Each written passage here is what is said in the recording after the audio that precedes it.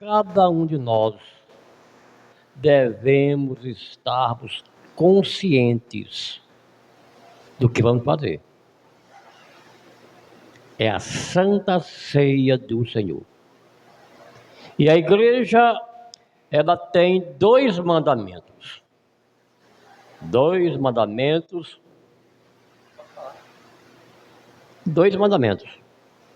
Batismo e Santa Ceia.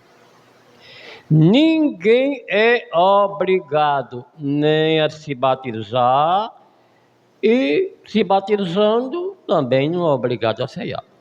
Só que está correndo um grande risco de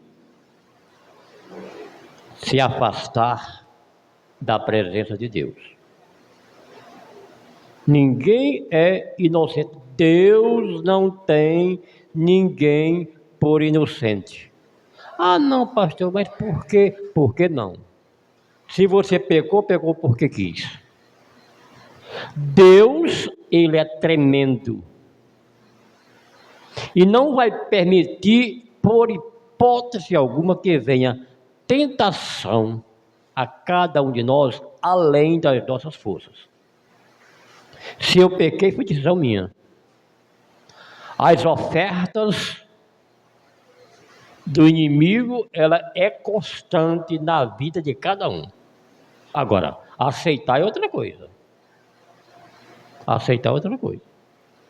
É bom, bonito, gostoso, também eu não quero. Por quê? Porque eu tenho um compromisso com o Papai do Céu. Não. É decisão própria. Outra coisa, que ninguém se engane. O tempo de se preparar para a vida eterna é aqui. A Bíblia diz que após a morte segue-se a juízo. Esse negócio de botar flores, nem isso, nem aquilo, não. Não existe isso. Outra coisa. Não é história de pastor, nem de padre, nem de bispo, nem de papa. Mas o próprio Jesus disse: aquele que morre na presença do Senhor, os anjos do Senhor vêm buscá-lo. Também o que morre desmantelado, tem também quem vem buscá-lo. Os demônios. Jesus foi muito claro quando ele nos falou sobre isso. Foi muito claro. E, aliás, as Escrituras não têm mistério, porque é palavra revelada. Lembremos de quê? Jesus deixou isso bem claro na parábola de Lázaro e o rico. Está lá. É só olhar. Claro, bem explicadozinho. Jesus falou de uma maneira que o homem que nunca foi na escola entende. E aquele que tem anel no dedo também entende. E, aliás, toda a Escritura, ela é assim. Porque Deus fala com clareza. Todos entendem. Se não cumprir, porque não querem. Amém? Muito bem. Graças a Deus por isso. Outra coisa, lembrem-se de que os dois elementos da ceia, lembrem-se disso. Porque tem alguns que pregam por aí que fogem dos princípios divinos. Os elementos, eles não passam por transformações. O pão é pão, o vinho é vinho. Simbolizam. Lembrem-se disso. Para depois não ter um negócio de transfiguração, que o vinho se transfigura. Não. O vinho simboliza o sangue de Cristo. O pão simboliza o corpo de Cristo. Não tem ninguém inocente, porque eu falei bem claro e a Bíblia mostra isso bem claro. Muito bem. Agora, queridos e amados irmãos, hoje eu vou falar pouquinho, porque a Santa Ceia, muito bem. Eu queria que nós nos comportássemos como Israel, né?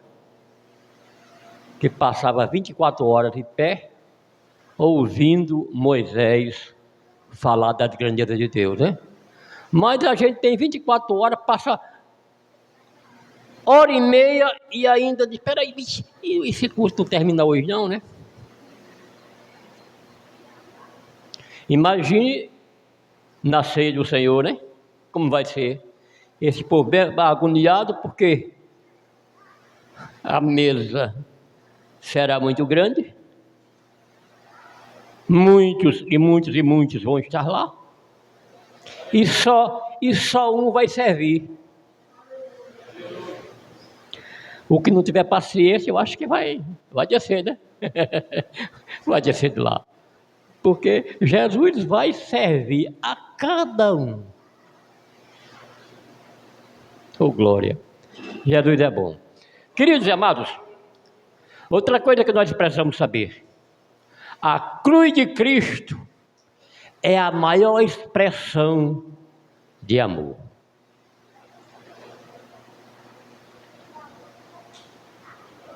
A Bíblia diz que as misericórdias do Senhor são as causas pelas quais a gente não foi consumidos há muito tempo. O amor e a misericórdia do Senhor. E que elas se renovam a cada manhã. A vida do cristão, ela não pode estar estagnada. Não. Porque não é assim que a Bíblia diz. A Bíblia diz que o amor, a misericórdia, o crescimento, o caminhar do cristão é contínuo. Contínuo. Eu não posso ser igual o que fui ontem. E o dia de amanhã, que vai se preparar contra mim, não só contra mim, mas contra todos, que nós não sabemos o que virá amanhã, mas espiritualmente nós teremos que ser melhor do que o dia de hoje. Não para o mundo, mas para o Senhor. Lembremos de que nós estamos subindo uma escada. Uma escada. A nossa fé e a nossa perseverança, elas devem nos acompanhar e nós só precisamos delas duas, até na hora de trocar a nossa cruz pela coroa. Porque daí para frente nós estamos com Jesus, não vamos mais precisar de fé. Fé para quê? Muito bem. Portanto, queridos amados, lembremos de que nós estamos num processo de santificação, sem a qual ninguém verá o Senhor.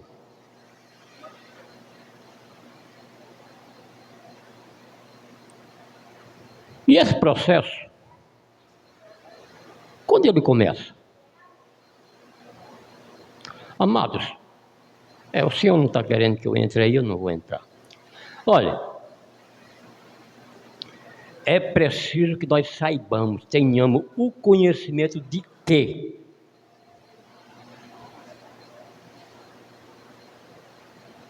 há um padrão divino para que nós possamos servir ao Senhor.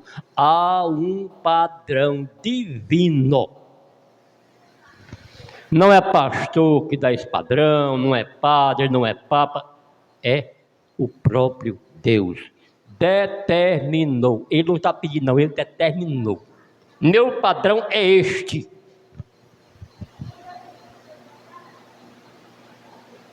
Qual o padrão? A Bíblia diz. João 6,45. Não foi o pastor que disse, nem padre, nem papa. Jesus. Foi o que Jesus disse em João 6,45? Está escrito nos profetas. Todos aqueles que ouvirem e aprenderem de papai do céu, do meu pai, esses virão a mim. É porque tem muita gente assim atrapalhado que não entende como foi esse processo, como é o processo de conversão. Ele se dá quando o homem para, reflete, vê a sua condição de miserável e pecador, de necessitado, carente de um Salvador, e se dispõe a ouvir e aprender de Deus. E aí muitos poderão dizer, porque tem sempre aqueles que se levantam, né? Mas espera aí, Deus, quem foi que já viu Deus? Isso eu já vi. Muitos dizerem e perguntarem com ousados.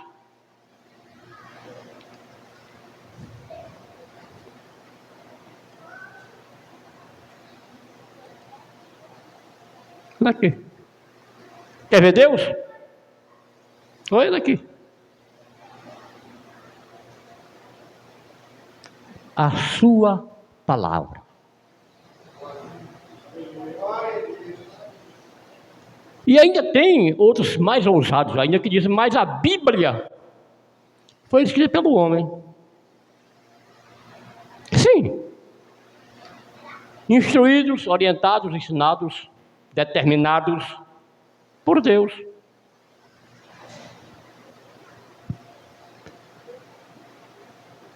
Aquele que não acredita, problema dele. Problema dele. Ele quer pagar para ver o que vai acontecer com ele, com a dureza do seu coração, não vai ver. Até porque Cristo não morreu para todos. Glória a Deus, aleluia, Jesus.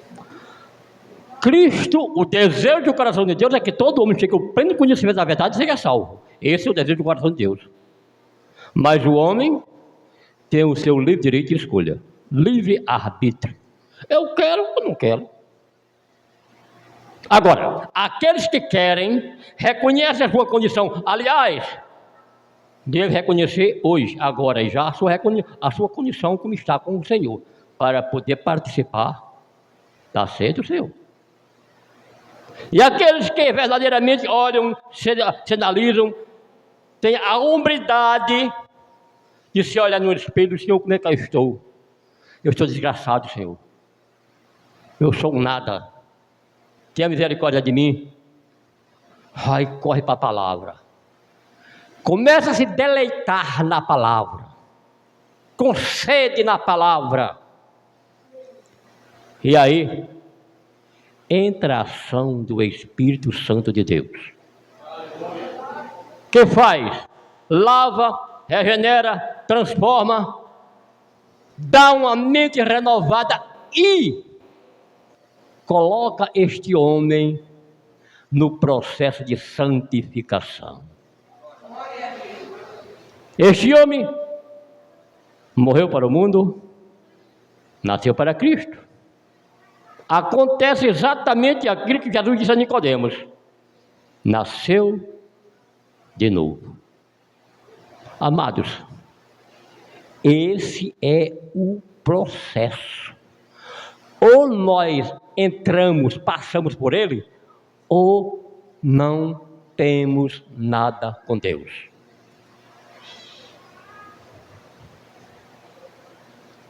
Fulano, não sei, uma conversão é uma morte. Quem morre não pode viver pecando. Já viu um morto pecar? Aí pode até ter um sábio, um bobo que pensa que é sábio, no meio e diz: mas espera aí, a Bíblia não diz que todos pecam? Claro. E qual a diferença do pecador, de um pecador para outro? É simples. Um foi lavado e regenerado,